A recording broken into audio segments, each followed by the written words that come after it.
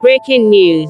End bad government protest. Watch the real reason federal government and the elites want to stop the nationwide protest. The Chief Executive Officer of CPP share what he has summed up as the cost of that protest. I'm sure he would also be able to tell us the cost of no protest.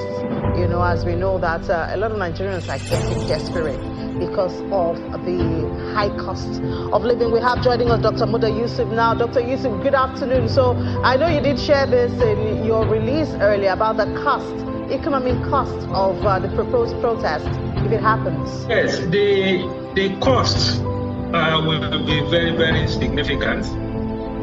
We are talking about an estimated cost of about 400 billion naira per day. Based on the computations and estimations we did within the context of the GDP numbers.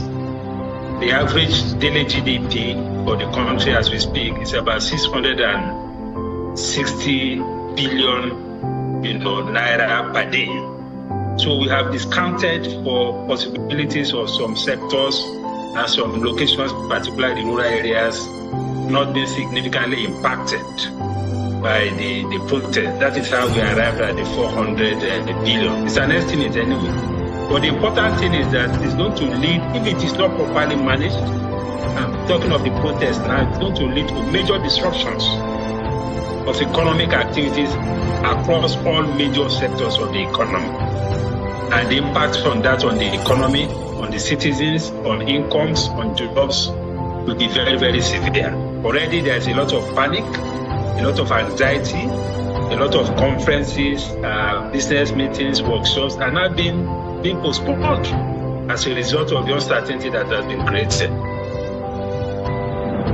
All right, Dr. Yusuf, but let's look at the other side of the divide, which is if there's no protest, we do know, I mean, you and I, we've talked a whole lot about the macroeconomic indices, what it's doing to purchasing power, issue of inflation and all of that.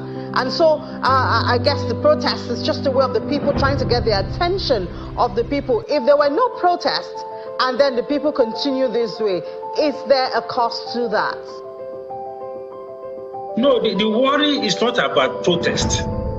The worry is about how peaceful the protest will be.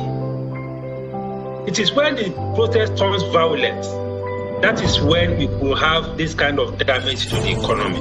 This is a peaceful protest. That is fine. It's a way of communicating the feelings of the people to government. Of course, there have been a lot of communications earlier, but this may further accentuate the concerns of the citizens by way of communicating to the government. So the protest itself has its own value.